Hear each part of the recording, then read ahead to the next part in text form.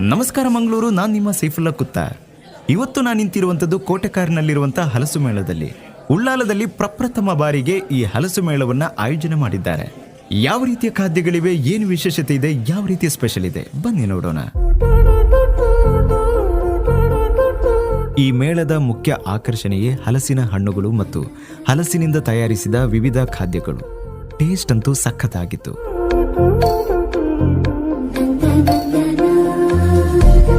ಒಳಗಡೆ ಹೋದ್ರೆ ನೂರಾರು ಸ್ಟಾಲ್ಗಳ ಜಾತ್ರೆನೇ ಕಂಡುಬಂತು. ಜನರಂತೂ ಬಹಳ ಉತ್ಸಾಹದಿಂದಲೇ ಭಾಗವಹಿಸ್ತಾ ಇದ್ರು. ಹಲಸಿನ ಹೋಳಿಗೆ, ಜಿಲೇಬಿ, ಹಲಸಿನ ಐಸ್ ಕ್ರೀಮ್, ಹಲಸಿನ ಮಂಚೂರಿ ಮತ್ತು ಆಟಿ ಸ್ಪೆಷಲ್ ಪತ್ರೊಡೆ ಮುಖ್ಯವಾಗಿ ಗಮನ ಸೆಳೆಯುತ್ತಾ ಇತ್ತು. ಕೇವಲ ಮಾರಾಟ ಮಾತ್ರವಲ್ಲ, ಆಸಕ್ತರಿಗೆ ಹಲಸಿನ ಕೃಷಿ ಮಾಹಿತಿಯೂ ಕೂಡ ಈ ಮೇಳದಲ್ಲಿ ಲಭ್ಯವಿತ್ತು. ಇಲ್ಲಿ ಭಾಗವಹಿಸಿದ ಜನರಂತೂ ಫುಲ್ ಖುಷಿಯಾಗಿದ್ರು.